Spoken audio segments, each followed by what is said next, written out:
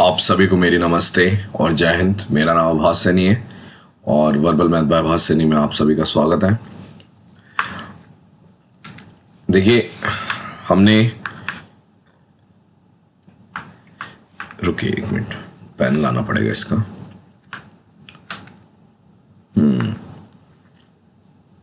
एक सेकंड के लिए स्क्रीन आउट होगी और फिर से आ जाएगी। आई होप कि आप लोग मुझे ठीक से सुन पा रहे हैं और विजिबिलिटी भी ठीक होगी। और जो क्लास है उसके बारे में मैं बता देता हूं। देखिए, हमने अभी तक ज्योमेट्री का निचोड़ आपको प्रोवाइड करा था। निचोड़ एक ऐसी सीरीज है जिसके अंदर हम क्या करते हैं, जैसे कोई चैप्टर होता है, ठीक है, उस चैप्टर के बारे में जब आप चैप्टर पूरा जान लेते हो तो बात आती है कि उसको बार बार रिवाइज कैसे करें। जैसे जस्ट मेरे को थोड़ी सी देर में पूरा चैप्टर रिवाइज करना है तो उसको कैसे रिवाइज किया जाए, ठीक है। तो मैंने ज्योमेट्री का निचोड़ दे रखा है आपको, ठीक है। ज्योमेट्री का निचोड़ आप देख सकते हो, हमारी सबसे मोस्ट व्यूड वीडियो है वो इस चैनल की, ठीक है। 1 लाख से ज्यादा व्यूज मिलेंगे उस पर। मेंसुरेशन का निचोड़ है वो भी मैंने दिया। अब मैं आपको ये कोऑर्डिनेट ज्योमेट्री का निचोड़ दे रहा हूँ। इसके अंदर क्या चीज रहेंगी उसके बारे में बात करते हैं। इसके अंदर आपको सीधे सीधे फॉर्मूले दिखेंगे, मैं क्वेश्चंस नहीं कराऊंगा। रिवीजन के तौर पे आपको फॉर्मूले दिखेंगे, रिजल्ट दिखेंगे और उनको मैं एक्सप्लेन करूंगा ताकि आप फटाफट कोऑर्डिनेट ज्योमेट्री का एक ओवरव्यू ले पाए, ठीक है, एक कर्सरी नजर मार पाए, ठीक है। तो सबसे पहले बात करते हैं पहले टॉपिक पे, रिफ्लेक्शन पे। रिफ्लेक्शन के जो क्वेश्चन रहते हैं उसमें क्या होता है, कई बार पूछते हैं, जैसे फॉर एग्जांपल मेरे से पूछ लिया ये वाली लाइन, ठीक है, ये x है ये y है, ठीक है। तो मान लो ये वाली लाइन मेरे से जब ड्रॉ करी तो ये जो लाइन होती है मेरी x equals to y, y वाली लाइन है, ठीक है। तो जब भी मुझे पूछा जाए एक पर्टिकुलर पॉइंट का, ठीक है, जब मेरे को फर्स्ट पॉइंट का मिरर इमेज या फिर रिफ्लेक्टिंग पॉइंट्स पूछे जाए तो जो क्या होता है एक्स वाई होता है ना, वो वाई एक्स हो जाएगा। यानी अगर ये 1 2 एग्जाम्पल 1 2 है तो ये 2 1 हो जाएगा। सिंपल सी बात है, ठीक है। रिफ्लेक्शन ओवर एक्स एक्सिस भी होता है, बहुत सारी चीजें होती है। मैंने पूरा कोऑर्डिनेट पढ़ा रखा है, कम से कम 13-14 क्लासेस थी, उसके क्लास नोट्स भी आपको लास्ट में मैं टेलीग्राम चैनल पे अपलोड कर दूंगा, ठीक है। डिस्क्रिप्शन में आपको लिंक मिल जाएगा, ज्वाइन कर लेना उसको। जैसे एक्स एक्सिस के अलोंग इसने पूछा, ठीक है, तो कहने का मतलब ये है कि ये वाली जो लाइन है ये पूरी, अगर ये पूरा एक्स है, ये वाला मिरर है, जैसे इस वाले में डार्क वाला मिरर था, तो जो भी पॉइंट होंगे, अगर एक्स वाई पॉइंट होगा तो x comma y dot minus का वाई, ये इसका रिफ्लेक्टिंग पॉइंट हो जाएगा। ऐसे ही रिफ्लेक्शन ओवर वाई एक्सिस निकाली जाती है एक्स वाई में, बट उस वाले केस में वाई कांस्टेंट रहता है और एक्स नेगेटिव हो जाता है, ठीक है। आई होप कि सारी चीजें आप लोग देख पा रहे हैं, ठीक है।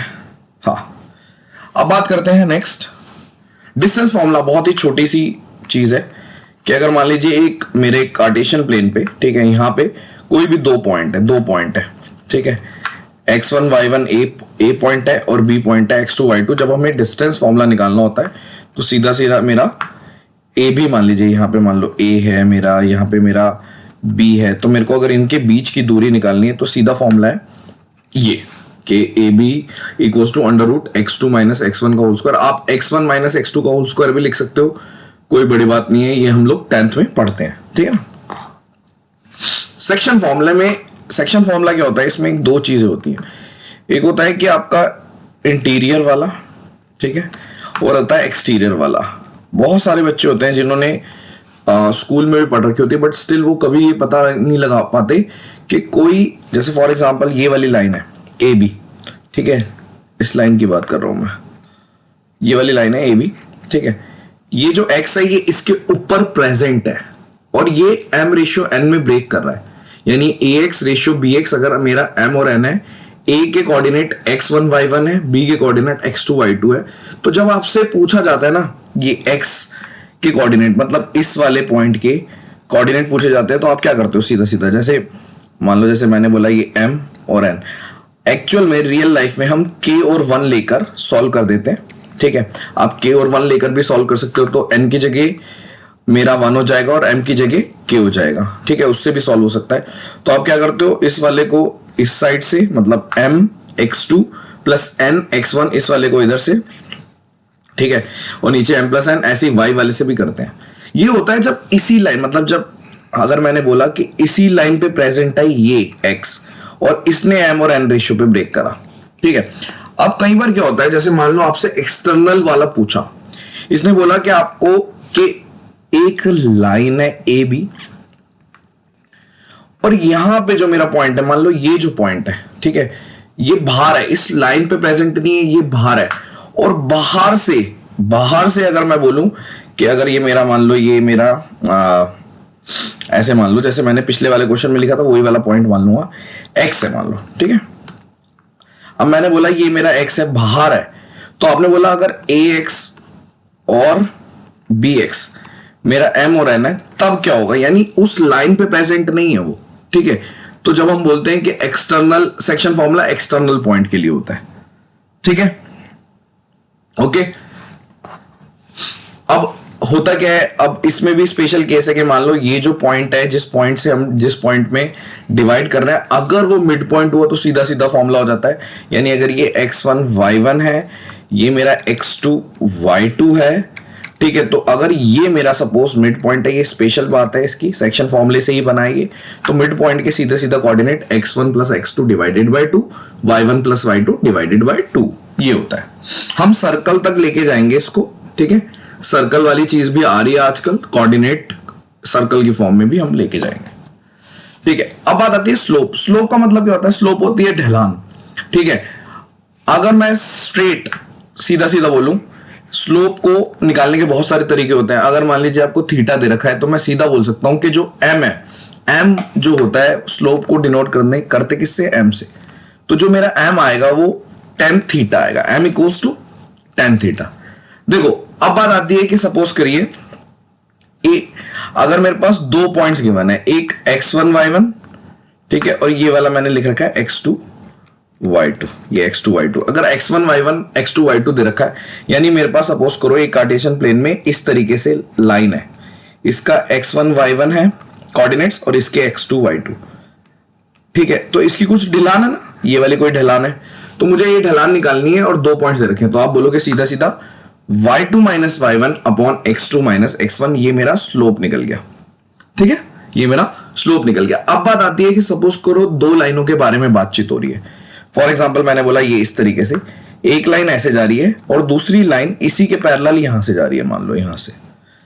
तो अब एक बात बताओ, अगर ढलान, स्लोप का मतलब है ढलान एक तरह से, तो आपने बोला अगर पैरेलल है, चाहे वो इस तरीके से पैरेलल हो, ऊपर से कहीं से भी, मतलब दो लाइनें पैरेलल है, तो स्लोप बिल्कुल इक्वल होगा। यानी दोनों केस में m1 बराबर m2, स्लोप इक्वल होता है। अब बात आती है, मान लीजिए दो लाइनें, फिर से एक ऐसे लाइन है और दूसरी लाइन इस पे ऐसे परपेंडिकुलर है, ठीक है, ये परपेंडिकुलर है मान लो लाइन। तो इस केस में ये सबसे इंपॉर्टेंट होता है और इस पे क्वेश्चन भी आते हैं, ठीक है। आपसे पहले एक का स्लोप निकलवाएंगे, फिर परपेंडिकुलर लाइन का स्लोप निकलवाएंगे। तो m1 into m2 equals to -1 होता है, ठीक है। मतलब दो लाइनों का जो स्लोप होगा उसको आप प्रोडक्ट करोगे तो -1 हो जाएगा, ठीक है। ये मेरी जब टू लाइंस परपेंडिकुलर होती है एक दूसरे पे, तब ये स्लोप के बारे में नॉलेज है ये, ठीक है। तो स्लोप के बारे में आपको इतना पता होना चाहिए। अब बात आती है कि अगर मान लो दो एंगल्स के बीच में, दो लाइंस के बीच में, एक सेकेंड, ये मेरा कार्टेशियन प्लेन है और दो लाइनों के बीच में ऐसे करके मान लो दो लाइनें हैं, इसके बीच में अगर आपको बोला जा रहा है कि थीटा बताओ, एंगल्स बिटवीन टू लाइन, तो मेरे को स्लोप अगर मालूम है, जैसे m, अगर मैंने दो लाइनों का स्लोप निकाल दिया, एक लाइन का स्लोप m2 है, एक लाइन का स्लोप m1 है, ये जो साइन होता है ना, ये क्या करता है, ये पॉजिटिव करता है, एब्सोल्यूट वैल्यू लेते हैं हम, हमेशा पॉजिटिव वैल्यू लेते हैं, ठीक है। तो m2 minus m1 upon 1 plus m1 into m2, आपको याद भी हो जाएगा ये फॉर्मूला, क्योंकि इससे आप किसमें, अपनी ट्रिगो में आइडेंटिटीज आप पढ़ते भी हो, ठीक है। तो उससे आप रिलेट कर लेना, एंगल बिटवीन टू लाइंस, ठीक है। अब बात आती है कि अगर मान लीजिए मेरे पास अब 3 पॉइंट है, कोई भी 3 पॉइंट है, 1 2 3, और एक पॉइंट ये मान लो A है, ये B है, ये C है। अगर ये तीनों लाइन जब मैं ऐसे ज्वाइन कर रहा हूं, अगर ये ट्रायंगल बना रहा है, तो इसका एरिया कैसे निकालते हैं। मैंने हालांकि इसको शिफ्टिंग से भी करा रखा है, बहुत सारे तरीके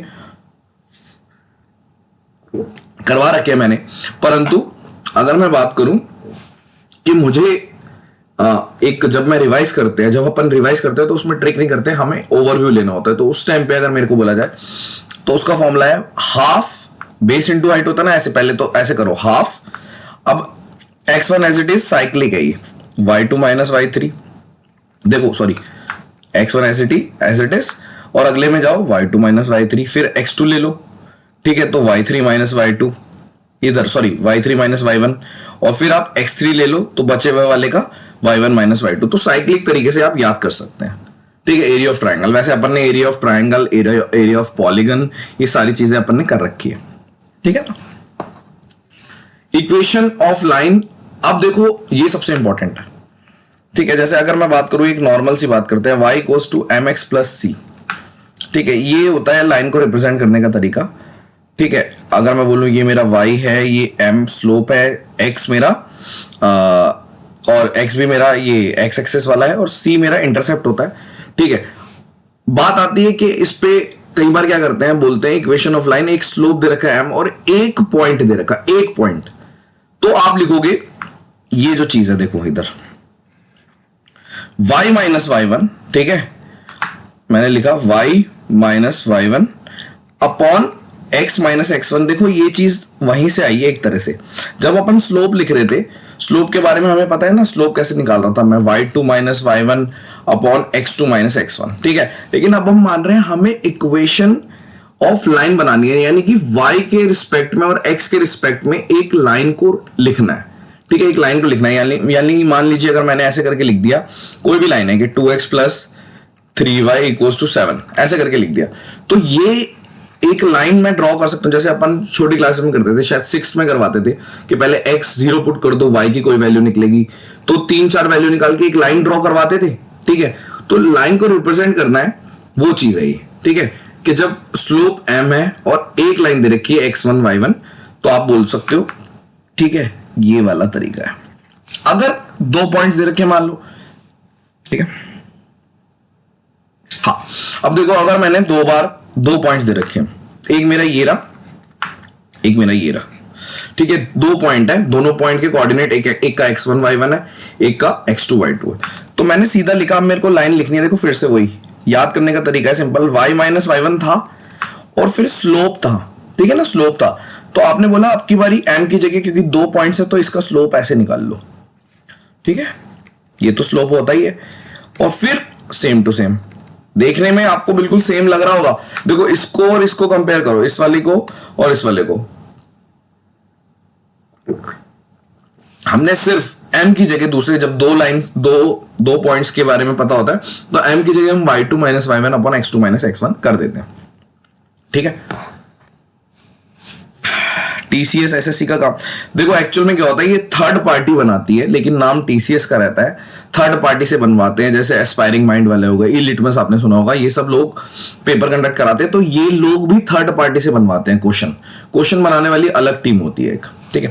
अब देखो ये इंटरसेप्ट फॉर्म होती है, कई बार बोलेंगे कि इंटरसेप्ट फॉर्म अगर लिखनी है तो x upon a plus y upon b equals to 1, ये मेरी इंटरसेप्ट फॉर्म होती है, ठीक है, okay.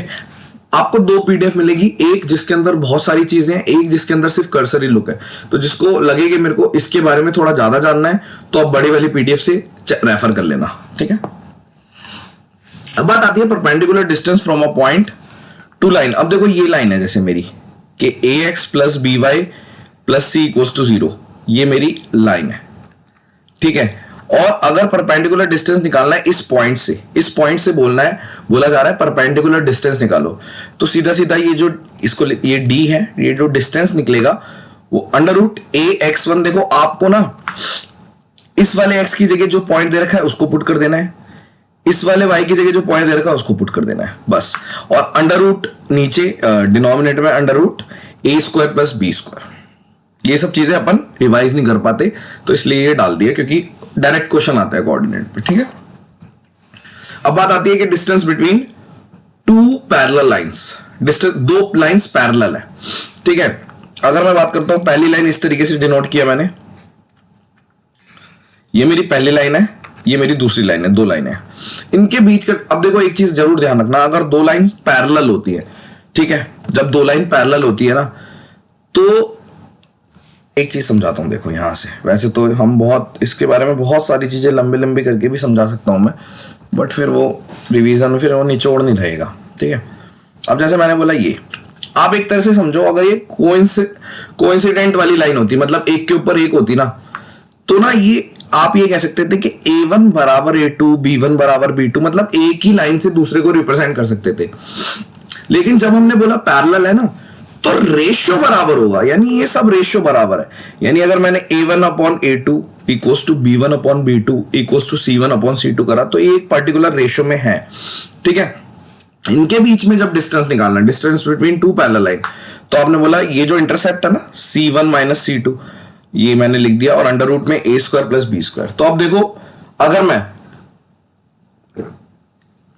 Distance between two parallel line, एक तो ये कंसेप्ट था, और मैंने बोला डिस्टेंस बिटवीन, मतलब sorry, distance between perpendicular distance from a point to the line. तो देखो थोड़ा थोड़ा फर्क है, जब आपको एक लाइन दे रखा है और परपेंडिकुलर डिस्टेंस निकालना है, x1 y1 की वैल्यू डालो, डिनोमिनेटर सेम है। अगर मैं दूसरे की बात करता हूं, इस वाले केस में डिनोमिनेटर सेम है और C1 माइनस C2 करना है, ठीक है। ये मुझे ही दिख रहा है क्या, बार बार बार बार?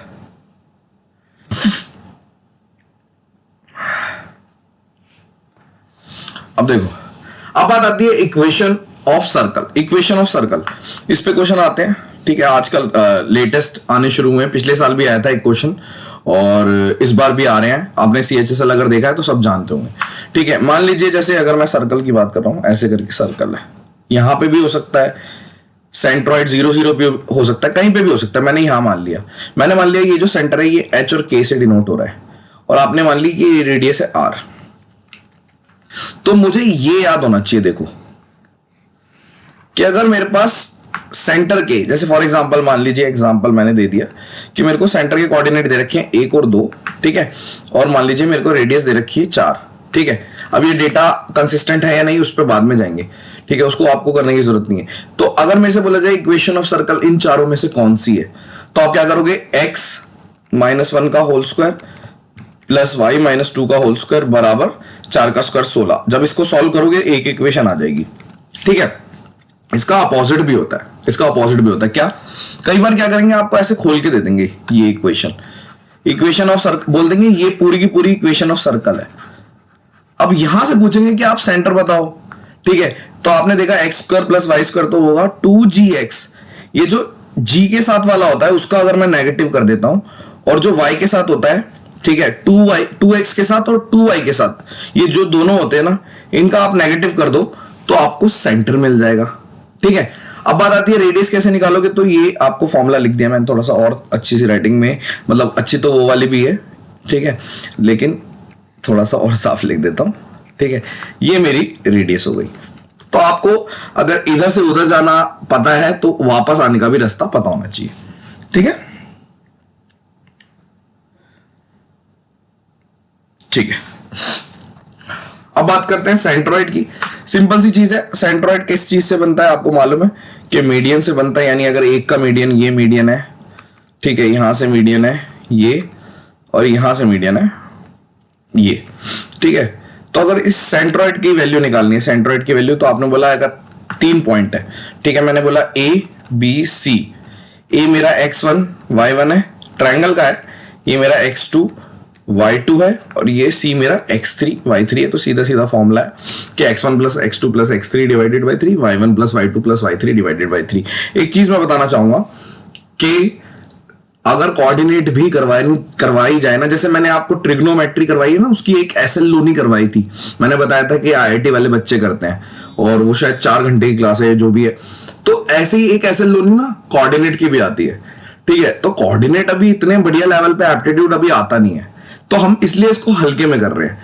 मान लो धप्पा कर दिया, कभी मुश्किल आएगा तो वो भी करा देंगे, ठीक है। तो आपको इतना नहीं सोचना कि ये तो इनकम्प्लीट है या क्या है, जितना बताया वो इस हिसाब से बताया जो पहले पूछा जाता है। अब जैसे फॉर एग्जांपल इन सेंटर की बात करते हैं, ठीक है, इन सेंटर के चांसेस थोड़े कम है, ठीक है, बट अगर आ जाए तो आप कह सकते हो, ठीक है। अगर मैंने बोला इन सेंटर बनता किससे, एंगल बाइसेक्टर, ठीक है, एंगल बाइसेक्टर से बनता है। सपोज करो कि जैसे मान लीजिए मैंने 3 है, इसका भी एंगल बाइसेक्टर ड्रॉ किया यहां से थीटा थीटा, इसका भी एंगल बाइसेक्टर ड्रॉ किया मान लो यहां से अल्फा अल्फा, और इसका भी एंगल बाइसेक्टर ड्रॉ किया, मान लो मैंने यहां से गामा गामा। तो ये जो पॉइंट है, यहां से जब मैं परपेंडिकुलर डिस्टेंस डालूंगा, हो सकता है कि वो सेम लाइन हो, वो इक्विलेटरल में होती है, लेकिन जो पॉइंट जहां पे तीनों एंगल बाइसेक्टर काटते हैं, वहां से जब आपने परपेंडिकुलर डिस्टेंस डाला, यानी कि यहां से भी डाला, यहां से भी डाला और यहां से भी डाला, इस डिस्टेंस को बोलते हैं इन रेडियस। और यहां से जब एक सर्कल बनाओगे, ठीक है, जब ये ऐसे करके, मेरी ड्राइंग थोड़ी सी नहीं, बहुत ज्यादा गंदी है, तो समझ गए होंगे आप मेरी भावनाओं को। तो जब यहां से उसको सेंटर मान के जब मैं एक अंदर सर्कल ड्रॉ करूंगा, उसे इन सर्कल बोलते हैं। बहुत सारे लोग ऐसे होते हैं जिन्हें ये नहीं पता होता, उनको लगता है कि यही लाइन इन सेंटर है, ये इन रेडियस है। ये वाली इन रेडियस नहीं होती, उस पॉइंट से परपेंडिकुलर डिस्टेंस डालना पड़ता है, वो उस वाले को बोलते हैं। ठीक है, मैं इसकी तरह और निचोड़ बना सकता हूं, बट सब कुछ रिस्पॉन्स पे डिपेंड करता है। मान लो इस पे भी बहुत अच्छा रिस्पॉन्स आया, तो हम अलजेब्रा का भी निचोड़ बना देंगे फटाफट, और भी चीजें। तो वो एक तरह से आपकी प्रैक्टिस वो बन जाएगा। ठीक है, अब तबियत खराब होते हुए भी अगर आपको पढ़ाया जा रहा है, तो इन रिटर्न हमें भी कुछ चाहिए। देखो नॉर्मल सी बात है। तो अब देखो, अगर मुझे इन सेंटर के कोऑर्डिनेट निकालने हैं, मान लो कहीं पे है ये, यहाँ पे आई पे, ठीक है, तो मैंने बोला ax1 b x2 c x3 a plus B plus C. अब ये a plus B plus C और ये a b c है क्या? ये डिस्टेंस है। आप डिस्टेंस से पहले ए बी बी सी और डिस्टेंस फॉर्मूले से निकाल सकते हो। थोड़ा सा लेंथी है और ये इररेलेवेंट भी है, चांसेस बहुत कम है कि इन सेंटर पे आएगा। ठीक है,